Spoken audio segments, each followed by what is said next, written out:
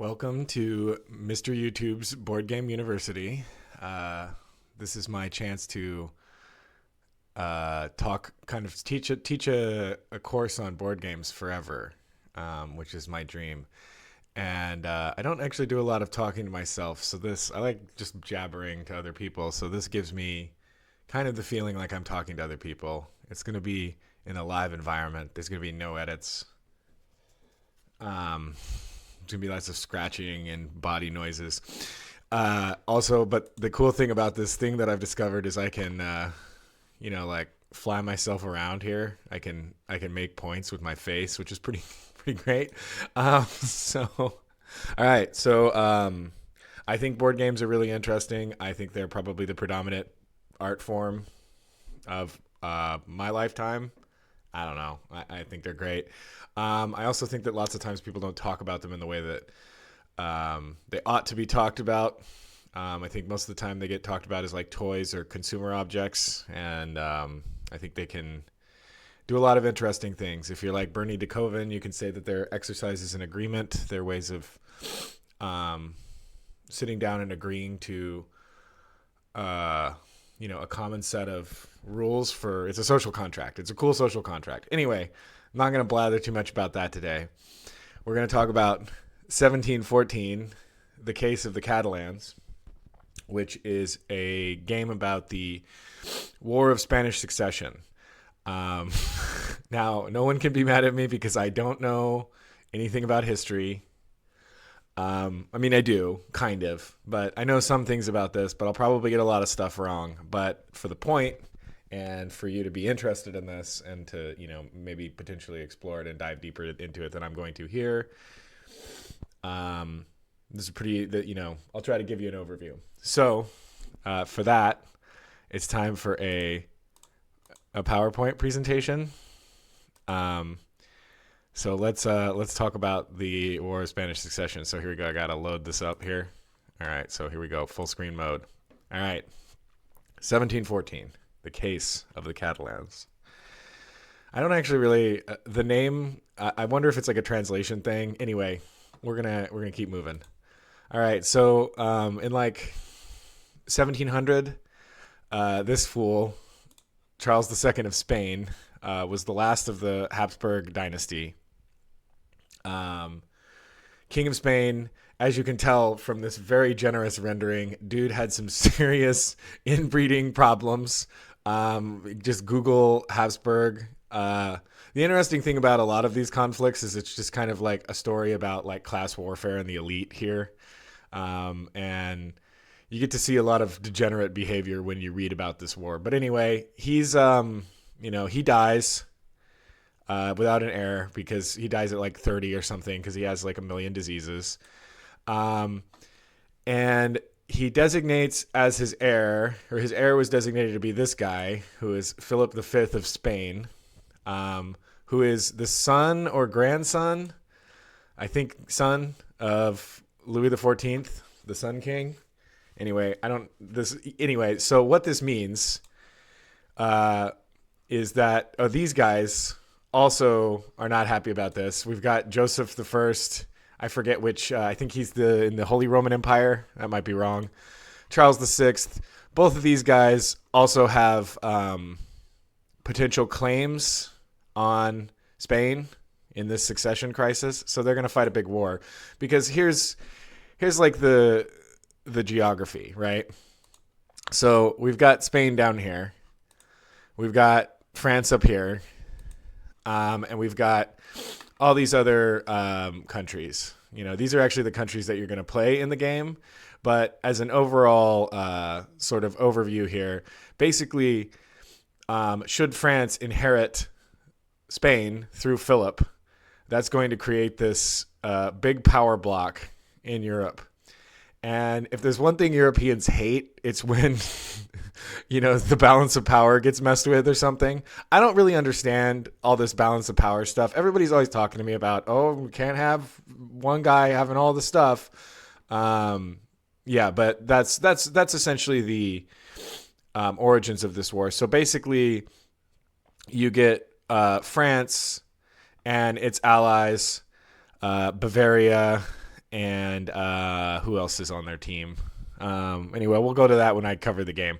But yeah, they're gonna fight this grand alliance of the British, the Netherlands, the Holy Roman Empire, Savoy, and Portugal. They're all gonna try and beat up France to prevent it from becoming this giant country, essentially. All right, so here's a little bullet point summary. Like 1.2 million people died in this 14-year period. It's a period of just like insane excess and death and violence. I've already said this. You're familiar with this concept. But one of the interesting things, there's a number of interesting things that are going on here, but most of the armies that were running around were like financially untenable to maintain. Like the volume of troops that are being fielded in this conflict results in like, near bankruptcy for everybody all the time. Also, Spain had problems because it had too much gold. This is for you gold standard stands out there. Sorry, I have some allergies, so I'm going to be a little sniffly. But Spain is, doing horrifying colonizer bullshit over in the New World. And they've just been ripping tons of gold, bringing it back to the mainland, to Europe. And they had been importing so much gold that apparently this created a crisis, a resource crisis, where gold lost a ton of value. So they had to import more gold, and it went less and less farther. So this is kind of the beginning of the end for Spain. Spain, this war results in Spain ceasing to be an imperial power, and we'll kind of go over that when I look at the game. All right, so here we go. Out of there. Back to here, turning off this PowerPoint. Okay, so now let's like realize this on a map. So what this game does is it's a 5. You can play it with less players, but it's a 5-player game. It's really only made for 5, in my opinion. But what you're looking at here is each of the 5 players is going to play one of the members of this alliance. So we've got Savoy down here. We've got Portugal over here. We have, these are not the allies. We have England. England and the Netherlands are both up here just hanging out, being buds. We've got the Holy Roman Empire, which is actually controlled by all of the players. We've got, we'll skip that. And then we've got Austria. And Austria is, over here in like with the Alps or whatever's over there. So those are the 5 different players. You are all going to be fighting and also controlling all of the pieces of the Bourbon Alliance, which is the French and Spanish forces. So that's blue, which is France here. France is extremely wealthy in this period. So just, keep that in your little brain. They've also got their buddies, Castile, the Crown of Castile, which is basically Spain down here. And then they've got some Bavarians over here.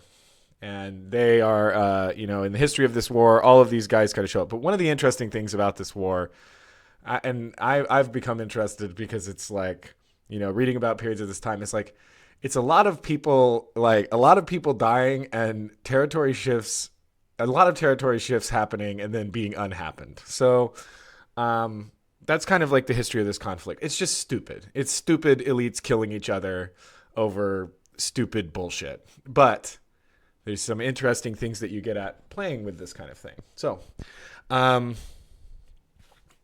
having a bad hair day or bad hair life. So we're hot today, but don't worry, you'll get more of this bait in the future. Okay, so So basically everybody So everybody's going to have their own interests. Every nation is going to have like little secret goals where they want to control specific parts of the territory on the board at the end of the game. There's all these red spaces. It's probably hard to see with my camera and I can't zoom it in. But these spaces are going to score points at the end. The interesting thing is that while players are competing with each other, they can share spaces. You can't. The alliance of all the players cannot share space with the Bourbons, with the 3 Bourbon colors, but they can share with each other. So like at the end of the game, if both Portugal and Savoy are here in Madrid, each of them gets 5 points. So And the alliance is not allowed to directly attack one another. They will use the bourbons because, like, again, this is just a big circle jerk clusterfuck of, nations. So, like, everybody's cousin. So, you're going to be using the bourbons to kill the people in your alliance. Anyway, it's just very, like, a lot of human history. There's just a lot of, like, a dumb violence. We got some dumb violence going on here. Okay, so yeah. So let me explain how the game actually runs.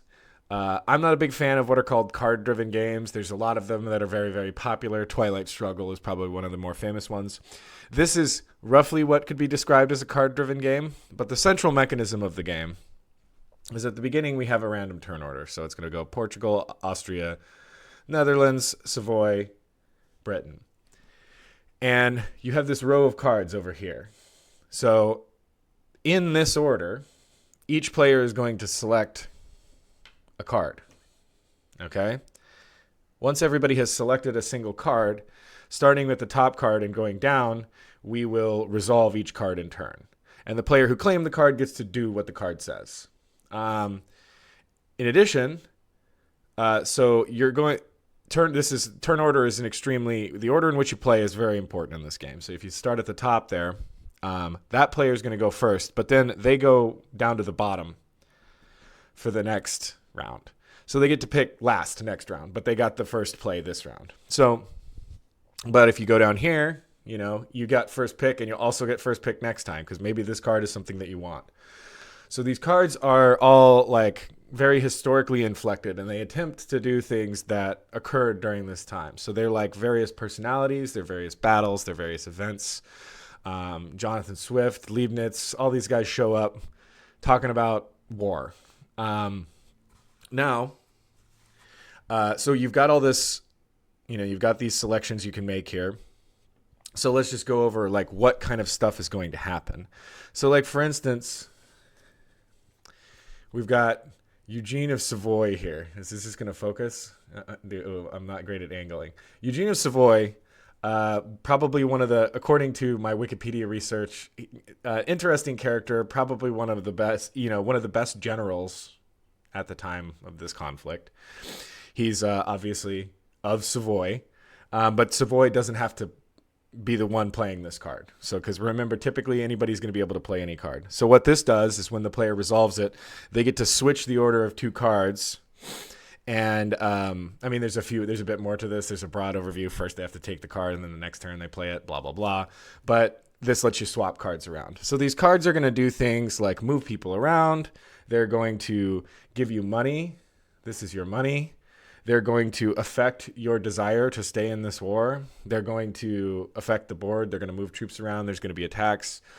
I'm not going to get too granular with it because that can be a little boring. But basically, this is also a negotiation game. Though the designer, and I tend to agree with this, recommends that the first time you play it, you don't do any negotiation. You just run through the system. And I think that's good because there's a lot of stuff that happens here. There's a lot of weird historical events. Is at a certain point, I believe the Bourbons managed to occupy a bunch of Spain, but because of Catholic Protestant shit, they occupied it several times and then were kicked out just because the reigning population did not like them. So there was these like grand strategies and big military campaigns that were largely successful, but then they just get kind of undone because somebody makes a trade in a back room somewhere, or the people in the area get mad. It's just a very unstable environment. So, but yeah, you're going to be playing, you're going to be adding bourbons. The bourbons are going to be attacking the players. The players are going to be using the bourbons to attack the other players. It's just going to be, and the goal is to get these spaces. But the interesting thing that this game does is that, as I kind of pointed out in my really cool educational document earlier, there was a little burp. I apologize. So this is a very expensive war. It's a very harsh war, and inevitably peace is going to happen because this is just not a sustainable conflict. So as you do things in the game, you are just going to be kind of on autopilot. Well, you'll get opportunities to make yourself want to fight more, but as you lose your will to fight, everything in the game becomes more expensive. And at a certain point, players are unable to. They can interact with some aspects of the game, but they can no longer fight. And that is a source of frustration for some players, and like some people get irritated when engaging with stuff like this because, there's a contingent. I think one of the complex points of contention in a lot of game stuff is how much agency should a player have, how much control should they have over what they're doing, how much randomness is okay, how sharp should game events be. In this case, I think this is just perfectly well done in that the game moves. There are some big things that happen, but overall it moves in a very measured way. So you can, unfortunately though, without knowing the sequence of events that are going to happen and what possible things that can happen, a lot of people play this game for the first time and they have a terrible time because a lot of the game just kind of results in this like extortion thing where everybody on every single card is negotiating with the other players to be like, I can fuck you up. What are you going to do to keep me from doing that? And that is one aspect of negotiation in this game. But if it becomes the whole thing, it's not a very pleasant experience. And it also results in like these, that's not how this event went historically. It wasn't just pure extortion all the time. Different people had different interests, like, countries committed enormous amounts of resources to help win fights in the hope of getting something way across the map. There's complexity here. So, but you're allowed to negotiate, freely. So you can give people money to do things. In general, with games like this, you play with what are called, binding agreements, meaning like if you make a promise, you have to fulfill that promise unless it's too vague. So you try to like deal honorably and honestly with each other. Otherwise, you're not really playing a game anymore.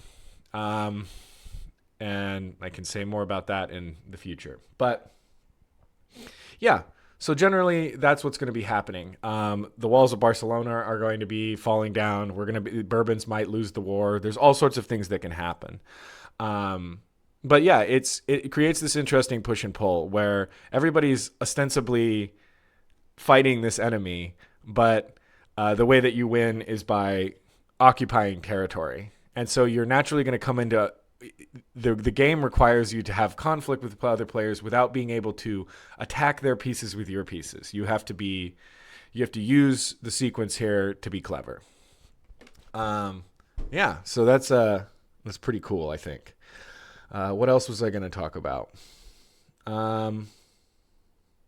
Yeah. And for people who aren't familiar with this kind of game, one of the novel things about this is the game is remarkably there were many, many translation errors in its initial publication, but now as of 2025, you can play this game and have all the rules snafus ironed out.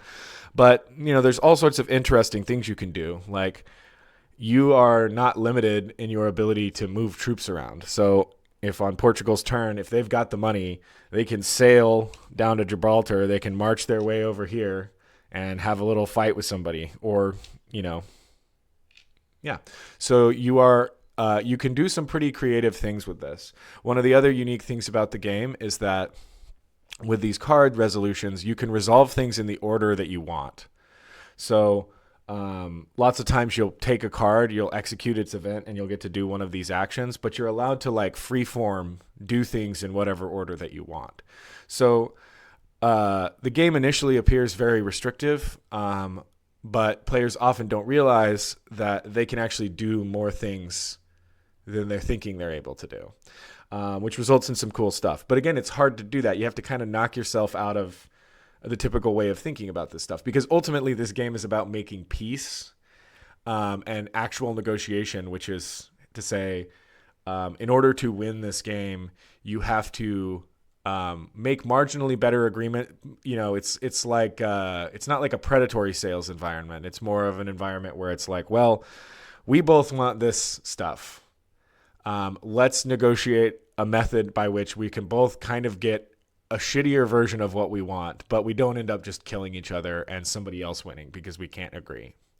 So you're ending up doing a lot of that. It requires like a lot of pragmatism, which again is hard sometimes because, sometimes people don't like the feeling of, I myself often am like, no, I want to dominate this. I'm smart. I should be able to do whatever I want.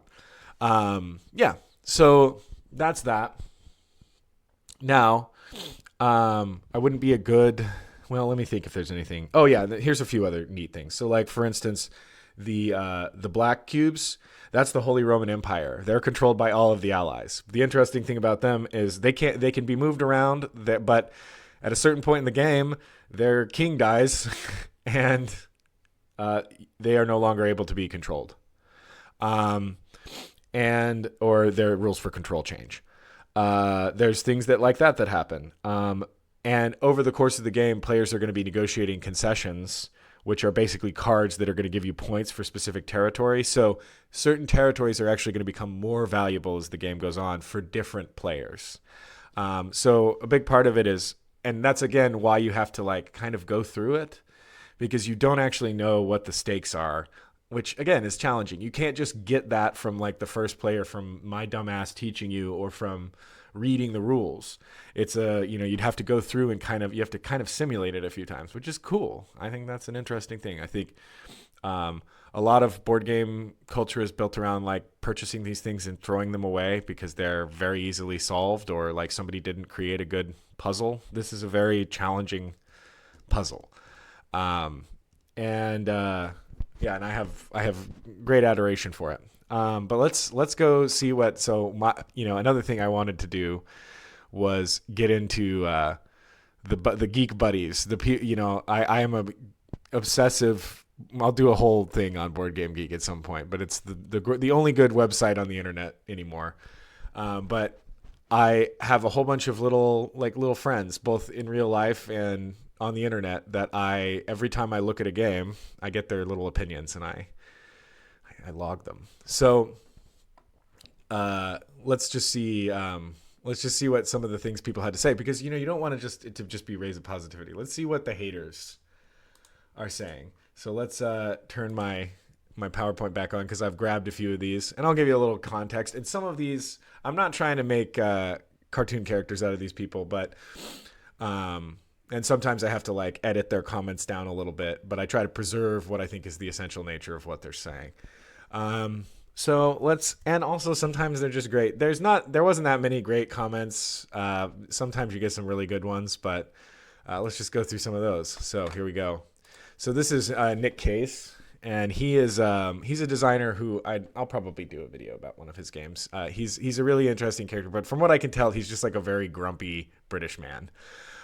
So here's his review. All in this is that's a sick there. I think he means all in all, or this is a painfully dire game chock full of chaos and random activity that strips out most meaningful decisions and certainly all fun. Played with both war gamers and heavy Euro enthusiasts. I guess this might fall between two stools, but it landed miles away from both. We voted to end the game about a third of the way through, a first in our playing group. Embarrassingly amateur and ill-conceived design that beggars belief that it had any playtesting. I am aghast that some people rate this game so highly. I'm wondering why I don't rate this as a 1, because by all definitions it is broken. Yeah, that's somebody who didn't have a very good time. The hard thing here is I just thought this was the vitriol was funny, because he doesn't give a lot of, lots of times people will just say chaos and random activity as like placeholders for, I didn't know how to process these events that were happening, so therefore they seem random to me. And I get where they're coming from, but this doesn't make a lot of sense. All right, next up we've got Calendale, who is an interesting cat. Essentially no simulation value, either as a military game or as a geopolitical one. The interplay of familiar mechanisms, CDG, action selection, negotiation, is very interesting. The only real problem as a Euro is the rules, and especially the cards are not always easy to interpret. So he felt it was hard to interpret. The actual military aspects are abstracted to almost a backdrop. And to that I say, good. This is a game maybe more about the peace than the war itself. Hey, I said that. We're agreeing. With a blend of Euro and CDG, very clever design that serves as a good framework for negotiations for players. So can't really tell if he likes it or not. We've got Andy here. He's just a guy. I always recognize him by the dinosaur thing. I think he's a British guy. I have a couple of significant reservations. The first is that the card's effects can be devastating, particularly late in the game. Blah, blah, blah. My second reservation concerns the concessions. In replying to a rules query, the designer explains that they were color-coded. You know what? I don't even know why I put this in there. Who cares about this guy? He's just making little quibbles. He's got some other things to say, but I think I put it in here because I liked that he wrote "ouch" with an exclamation point. Okay, so here's my boy James. His full comment is, he's got a little bit more to say that's a little bit more granular, but I liked these. It's like the story of the game is painstakingly written in quill and ink, only for it to be thrown in a fire of random card events and cube removal, with the ashes fished out to be read over for the winner. You can beg and barter not to be burned by the player controlling the event resolution, but only up until it actually matters when final scoring is imminent. He says some more stuff. In a close game, controlling the move action on the final turn can be utterly decisive, making it a little king-makey. Should a losing player always block the second place from stealing the win with a big move? So, James pretty smart. I don't totally disagree with everything that he's saying there. But a big part of this, one of the things that this design does pretty well is there's hidden information in that players might have cards in their hand that score them a little bit extra, but you can kind of determine how many points everyone has by counting on the board. You can also go into debt during the game, which results in negative points at the end. But yeah, the game state is kind of calculable, so you generally have a good sense of. It seems like you have a good sense of who's winning, but at the end result, in my experience, it's never decided, and it's always unclear who is winning at the end until the very end, because some surprising upsets can happen, but.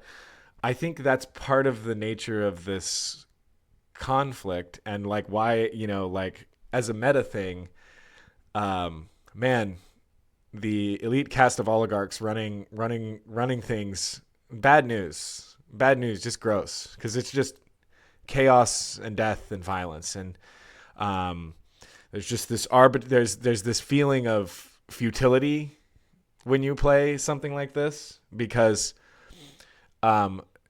nothing is meaningfully ever resolved. So like at the end of this conflict, what actually happened is Spain essentially lost some territory. I don't have a lot of understanding about this, but like a lot of the reason, like a lot of conflict between Catalonia and Spain exists because of, this is maybe the origin point of that. But Spain generally didn't lose much territory at the end of this war, but in the process of losing and negotiating, they lost they lost most of their colonies. And so this was the end of them as a capital E empire. And what happens is then you get these motherfuckers, the British. So the British naval power, like this is when they start to just become a very dominant naval power is during this war. And that results in their, them becoming the next big colonial bad boys, ruining the planet. Like the East, we'll do some East India Trading Company at some point, but yeah, just fucked. This is the beginning of British. This is the beginning of very intense British colonialism. I mean, it had already been going on, but this is where it starts to ramp up. Yeah, so that was a lot. That was 30 minutes. That feels like a good amount of time and talking. I would like to thank you for watching Mr. Board Games YouTube University, or Mr. YouTube's Board Game University, whatever I'm calling this. Thank you for watching. I hope you have a good day.